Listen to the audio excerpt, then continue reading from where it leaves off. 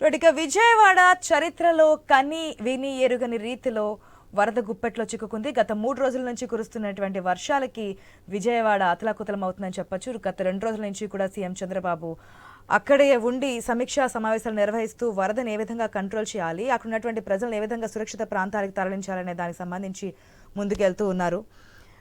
బుడమేరు తెచ్చిన ముప్పు మాటలకు అందడం లేదు. ఎటు చూసినా నీళ్లే కనిపిస్తున్నాయి. ఎత్తైన భవనాలపై బిక్కుబిక్కుమంటూ గడుపుతున్నారు జనాలు. తాగడానికి నీళ్లు లేవు, తినడానికి తిండి లేదు. ఉన్న దాంట్లోనే అంతా సర్దుకొని బతుకు జీవడానికి కాలం వెల్లదీస్తున్నారు. బిజీ లైఫ్లో ఎవరి జీవితం వారిది అన్నట్లుగా ఉండే విజయవాడ ఈ స్థాయిలో జల విలయం అందరినీ దుఃఖ సాగరంలో ముంచేసింది. బస్సులు, కార్లు, బైకులు, భారీ వాహనాలు రైరేమంటూ దూసుకెళ్లే విజయవాడ రోడ్లపై ప్రస్తుతం బోట్లు తిరుగుతున్నటువంటి సిచ్యువేషన్ మనం చూస్తున్నాం. బెజవాడ వాసులు నిత్యం కృష్ణానదిలో తిరిగే బోట్లు చూశారు, కానీ ఇలా తమ ఇంటి ముందుకు బోట్లు రావడం కానీ అందులో ప్రయాణిస్తామన్న ఆలోచన కూడా వారి మొదలు ఇప్పటి వరకు రాకపోవచ్చు. 50-60 ఏళ్ల వయసున్న వారికి కూడా ఇదే వింత అనుభవం కింద కనిపిస్తోంది. విజయవాడ సిటీ ఈ విధంగా మారడం ఏంటి అనేది. ఎందుకంటే ఇన్ని దశాబ్దాలలో వారు విజయవాడలో ఈ స్థాయిలో వరదను ఎప్పుడు చూడలేదు. ఈ స్థాయిలో భారీ వర్షం వస్తే బెజవాడ మునిగిపోతుందని కూడా ఎప్పుడూ అనుకోలేదు. క్లౌడ్ బరస్ట్ మొత్తం జీవితాలను తలకిందులు చేసింది. వర్షాలు తగ్గకపోవడం, కృష్ణానది ఉధృతి, బుడమేరు ఉగ్రరూపం వల్ల తమ ఇళ్ల ముందుకు వచ్చిన వరద ఇప్పట్లో తగ్గుతుందో లేదో అని కూడా అంచనాకు రాలేకపోతున్నారు అక్కడ ప్రజలు.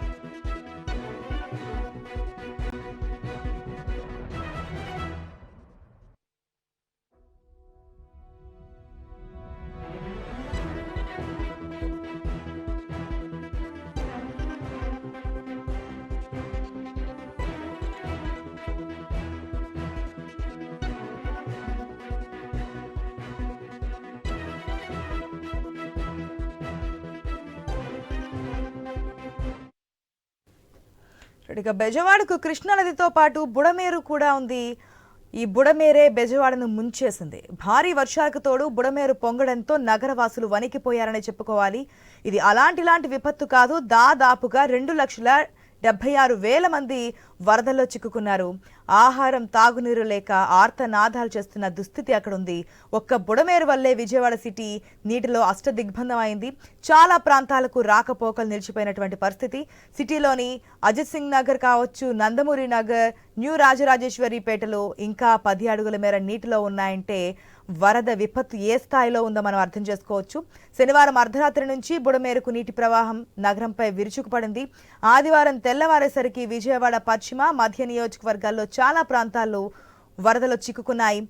ఇంత వరద వస్తుందని అంచనా వేయలేకపోవడంతో పరిస్థితి అత్యంత దారుణంగా తయారైంది.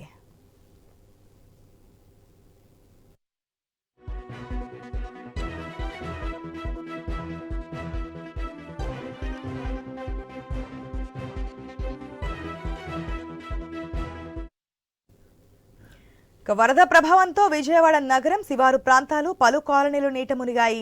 నగరానికి రాకపోకలు పూర్తిగా స్తంభించాయి. బుడమేరు ప్రభావిత ప్రాంతాలు కాలనీలు చెరువులను తలపిస్తున్నాయి. శివారు ప్రాంతాల జనం పడవల్లో ప్రయాణిస్తున్నారు. పల్లపు ప్రాంతాల్లో దాదాపు 5 నుంచి 7 అడుగుల మేర వరద నీరు చేరగా ప్రధాన అంతర్గత రహదారులపై 4 అడుగుల ఎత్తున వరద నీరు ప్రవహిస్తోంది. ఇక ప్రజలు బయటకు వచ్చేందుకు అవకాశం లేక నిత్యావసర వస్తువులు తెచ్చుకునేందుకు వీలు లేక బిక్కుబిక్కుమని ఇళ్లలోనే కాలం గడుపుతున్నారు. ఆదివారం ఉదయం వరద నీరు పెరుగుతూ ట్రాన్స్ఫార్మర్ల చుట్టూ చేరడంతో విద్యుత్ సరఫరా కూడా ఆపేశారు.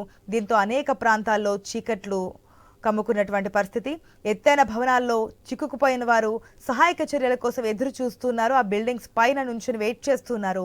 ముంపు ప్రాంతాల్లో కొన్ని కుటుంబాలను పునరావాస కేంద్రాలకు తరలించగా చాలా మంది ఇళ్లల్లోనే ఉండిపోయి అవస్థలు పడుతున్నారు. వారు ఆ బిల్డింగ్స్ పైన ఏదైతే 3rd ఫ్లోర్ ఉంటే 3rd ఫ్లోర్ పైకి వచ్చి టెర్రస్ పైకి వచ్చి వెయిట్ చేస్తున్నటువంటి పరిస్థితి. బయటకు రాలేరు. అటుపక్క పవర్ లేదు, ఇంటర్నెట్ లేదు, ఛార్జింగ్ లేదు, ఏదీ లేక కనీసం వారు ఉన్నటువంటి పరిస్థితిని అధికారులకు తెలియచెప్పే సిచ్యువేషన్ కూడా లేక ఇబ్బందులు పడుతున్న వారి పరిస్థితి చూస్తూ ఉన్నాం.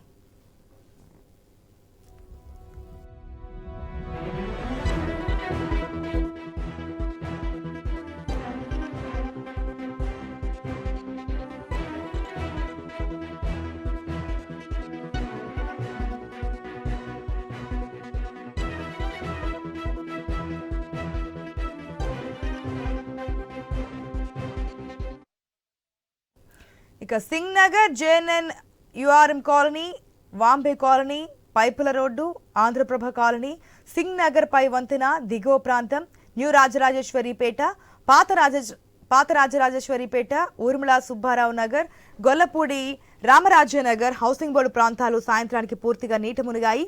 ఇళ్లలోకి వరద వచ్చి చేరడంతో అనేక మంది మొదటి అంతస్తులోకి వెళ్లి తలదాచుకుంటున్నారు. కొందరు ఎలాగోలా బంధువులకు వెళ్తున్నారు.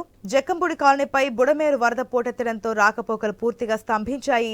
ఇళ్లలో కుళాయిలు, నీటి మోటార్లు మునిగిపోవడంతో రక్షిత నీరు కూడా అందడం లేదు. తాగడానికి నీళ్లు లేక ఇబ్బందులు పడుతున్నారు ప్రజలు. పలుచోట్ల రహదారిపై నిలిచి ఉన్న వాహనాలు, ఇళ్లలో కార్లు, ద్విచక్ర వాహనాలు కూడా నీట మునిగిపోయాయి.